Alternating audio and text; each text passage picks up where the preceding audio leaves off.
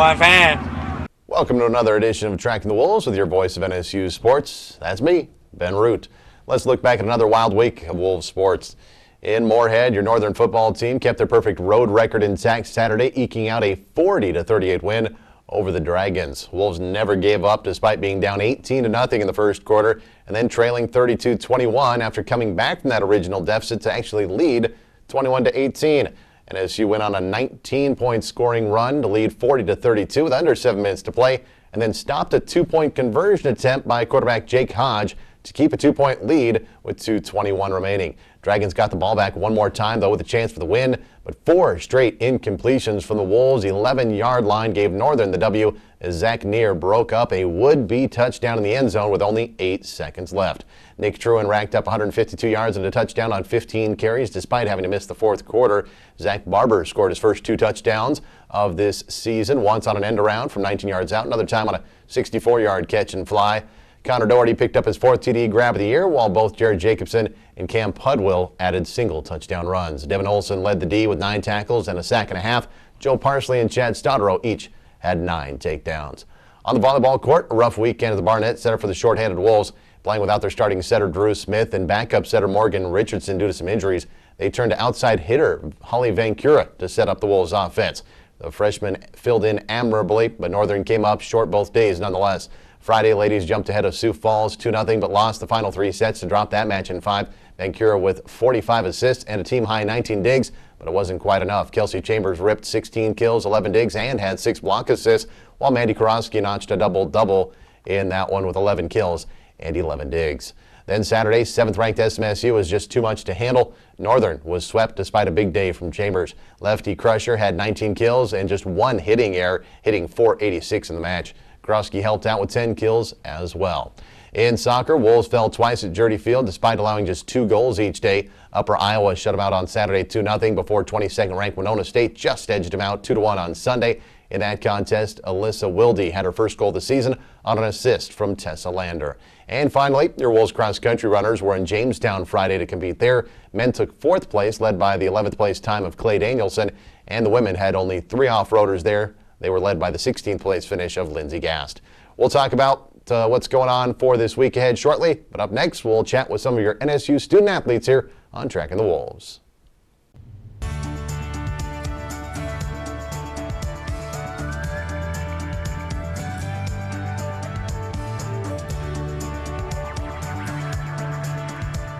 NCAA championships are something special. Filled with memories we will carry with us for the rest of our lives. We ask that you cheer hard for your institutions. Acting responsibly and courteously towards those around you. In the spirit of sportsmanship, enjoy the game, and let's provide our student athletes, coaches, officials, and fellow fans the respect they deserve.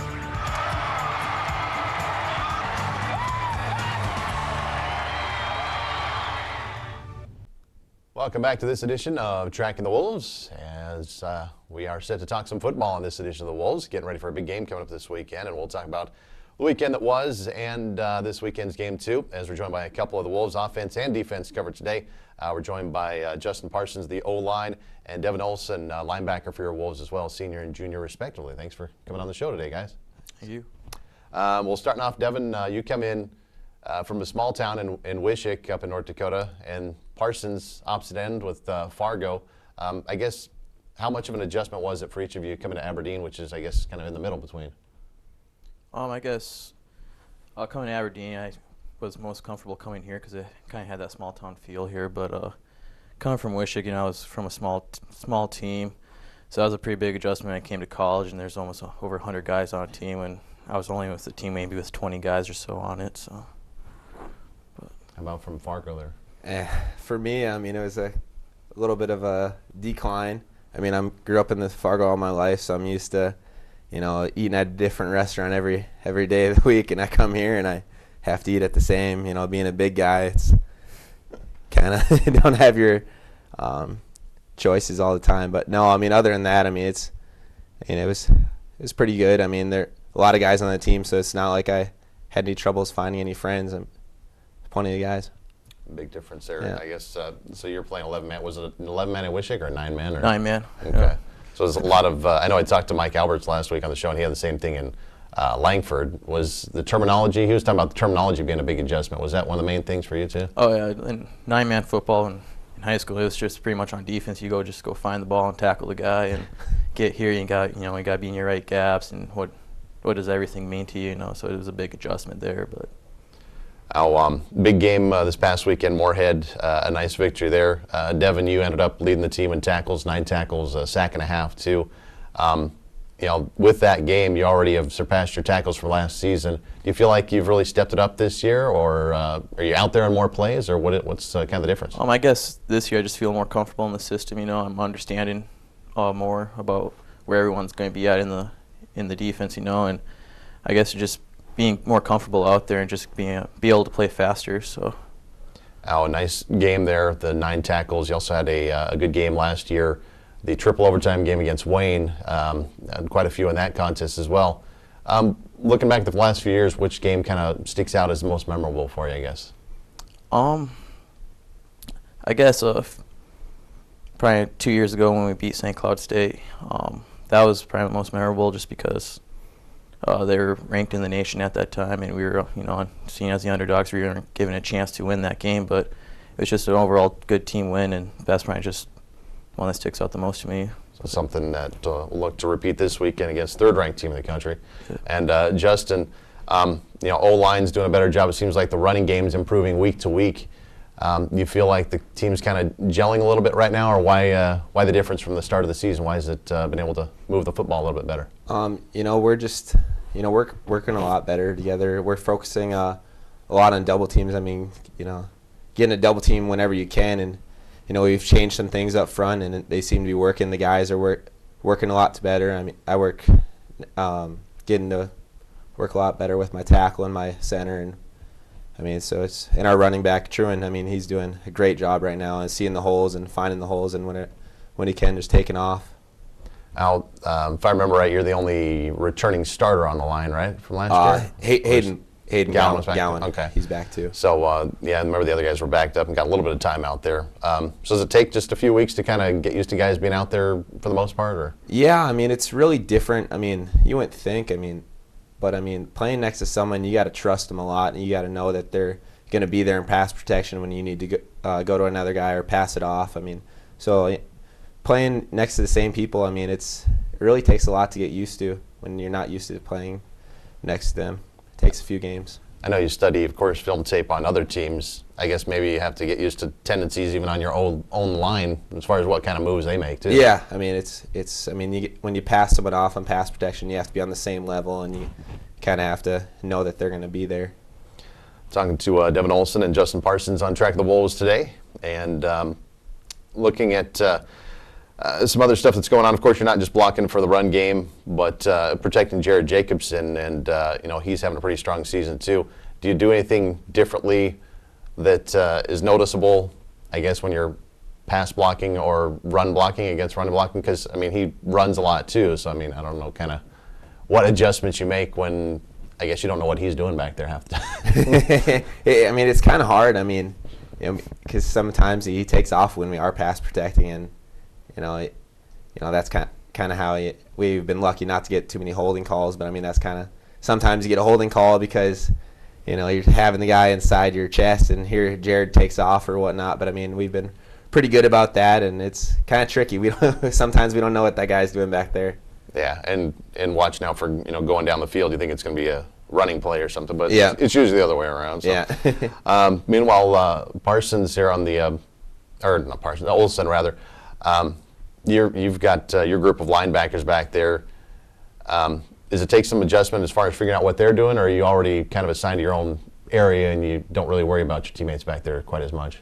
Oh no, I guess we have our own area that we worry about, but we do have a lot of chemistry within the team. You know, we know like if there's a running back going to hit the hole or something, like we know that the other linebacker's going to be there. You know, like we have that trust built in with everyone, so we just play off each other pretty much. But and a few more returners as far as experience goes on the defensive side too, right? yeah, we have Alberts who came back last year as a starter, and then Trevor Heining had a lot of playing time last year too. So we got a lot of experience there, and then on the outsides too, we got Wabrecht and Bell. They bring a lot of experience. So. And Woodward, it seems like the same names we've heard for a few years, even though lost some big names with Dosh and some other players out there. Last few weeks, we talked about the running game improving. Also seems like more pressure on the quarterbacks the last few weeks. What's been the difference there? I guess we've just been putting a lot of emphasis on helping our DBs, condensing the pocket, getting to the quarterback, and just getting one-on-ones with the O-line up front and just beating them and getting to the source. So. Nice win this past week, but a win this week would be pretty huge. Going to Duluth, third-ranked team in the country with the Bulldogs. What are you focused on against them as far as the defensive side? I guess on defense, they're a big physical team, so we're just going to step up our game and just be physical with them and don't let them punch us in the mouth and just go attack them right away. So. And really a big running team, 300 yards per game, almost 295 roughly is what it is. But do you focus more on the running game since they're seem to be that kind of team? We'll focus a little more on the running game, but we got to be prepared for the passing game too. So we'll work on both of it, but we'll definitely have to be physical in the running game. So. And coming from 9-man, I know it's totally different, but it seems like a lot of times when you look at 9-man, it's run, run, run. Yep. Does that maybe help you out a little bit? Yeah, I think it helps a little bit because I guess in high school that's all you pretty much saw is run, so you're used to it then. But. And no kicking. Yep. Now, on the offensive side, not only do they run the ball well there in Duluth, but they stop the run. I think they give up under 100 yards. I know that much per game this year. What have you been keying on Parsons to kind of be able to move the ball still like we have the last few weeks? We got they run an Okie front, so a 3-man front, so we won't have as many double teams as we have had in the past few weeks playing a 4-man front. But we really got to get to those linebackers. Like a 3-man front, they really focus on those linebackers making plays. So as guards, we need to get to those linebackers so they won't get in the backfield or stop eliminate the hole right away. So I think that's a pretty big emphasis. Get that initial push to kind of move forward there. Well, going into this one, you've won 3 in a row. What would you guys say is kind of the mindset of the team at practice? I mean, the guys kind of pumped up and ready to knock this team out, or like concerned about the Bulldogs? Yeah, I guess we're just focusing on us, not worry too much about our opponent because all that matters is our team, So just going out to practice and getting work done and then getting ready for Saturday. So. Now, going to Duluth, nice facility out there. I think they've done some renovations and everything on it. This last week you had your only grass game you'll have all season. Justin, do you prefer to play on grass? Do you like that one game, or do you like the turf? Or I personally like the turf. I mean, it's just you know what you're going to get every week. I mean, some fields are a little different in the turf that they have. I'm newer, older, but I mean, you know what you're going to get. Whereas a grass field this last weekend was nice, but I mean, sometimes you're basically playing on dirt and you slide around, and it's a little tricky being an O-lineman. This is probably the best weather you guys have had this late in the season. Yeah, it's real nice. As we talked to Justin Parsons and Devin Olson, interestingly enough, both criminal justice majors. We'll ask you about that in a second. But Devin, you wrestled in high school. Do you feel on the defensive side, especially, that kind of helps you out as a linebacker with takedowns and what have you? Yeah, I think it really helps on when you have to tackle someone. You got leverage on there because from wrestling, you got to be low and take down people and stuff. So I think it transfers over pretty well to the football game. But do you miss having wrestling's obviously it's a team sport as far as the score goes, I guess, but it's really one-on-one. Do you miss that aspect of competition, or do you get enough of that in football? Yeah, I mean, I get enough of that in football, but I do miss just being out there just by yourself, one-on-one with another guy, and just trying to beat him. But kind of get the spotlight, and it's mano a mano. I understand that. I'm assuming you prefer the football uniform, though. Yep, definitely. Now, like we said, both criminal justice majors. Senior and a junior. First, things going well for you, Parsons, as far as getting out of here on time, if you will? Yeah, right now I'm just interning, and that's all. I need 11 credits to graduate, so I'm planning on graduating in December. So Going well for you. Are you handing Devin some tips, or do you guys talk about that very much? Every once in a while he asks, I ask him about a class, or he asks me about a class and what to expect. And, I was thinking you had a sack and a half this past week. I see no touchdowns, or not touchdown, but sack celebrations. I think maybe put the hands behind the head or hands behind next time. I don't know if Coach Dosh is going to go for a touchdown celebration. As long as you don't get a flag, though, I think you're okay. What do you guys both hope to do post-college? Be cops or? Yeah, that's what I'm applying for some places in Omaha and actually apply for Aberdeen to, kind of see where it brings me and my fiance, I guess. How about you, Devin? I guess I really don't know for sure right now, but I've been thinking about being a parole officer maybe after college. So okay. It's a lot of work. I know that much. I have an uncle that does that, and it seems like he's up at all hours of the night and all different things. Kind of crazy. As we wrap things up here with Devin Olson and Justin Parsons, I always like to ask if you're going to go on a long road trip or you got stranded on a deserted island, what 3 books, movies, or CDs would you take to kill some time? I guess Justin can go first. Gosh, that's a tricky one. I'd probably bring an Adam Sandler movie. I grew up with him, so he's always funny to watch. And then maybe, Harry Potter movies too. There's a lot of them. So nice and long too. So yeah, and then a book. I'd bring a good football book. I can't think of one off the top of my head, but love the game. So sounds good. How about you, Devin? I guess I definitely bring some music. Doesn't really matter what the music is. I listen to everything pretty much, but and I definitely bring something with Will Ferrell in it. Okay. Definitely love his movies. So. Well, sounds good. Well, good luck this weekend, and thanks for coming on. Thanks. You. Appreciate it. Justin Parsons, Devin Olson here on this edition of Tracking the Wolves, talking some football. Back to wrap things up in a moment here on Tracking the Wolves. We know you want family-friendly sporting events. Sporting events where you can be comfortable and entertained in a positive environment. Watching great individuals and teams compete. with commitment, effort, and good sportsmanship. That's what the Division II Game Environment Initiative is about. Be a part of the excitement and find out why. These student athletes say with pride, I chose Division II. Welcome back to this edition of Tracking the Wolves, and it's time to wrap up another episode with a look at the week ahead in your Northern sports. This weekend, the volleyball team is going to be hitting the highway as the team visits Crookston this Friday and then Bemidji State on Saturday. Wolves soccer team will be in Bemidji Saturday as well, and then they'll go to Crookston on Sunday. Your Northern swim squad will get to hit the pool for the first time this season. They'll be in St. Cloud Friday and Saturday.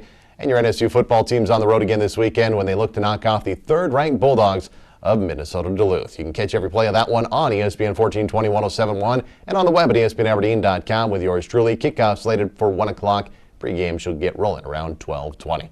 That'll do it for this week's edition of Tracking the Wolves. To stay up to date on the latest Northern sports notes, join me again for another episode next week. And until then, as always, go Wolves.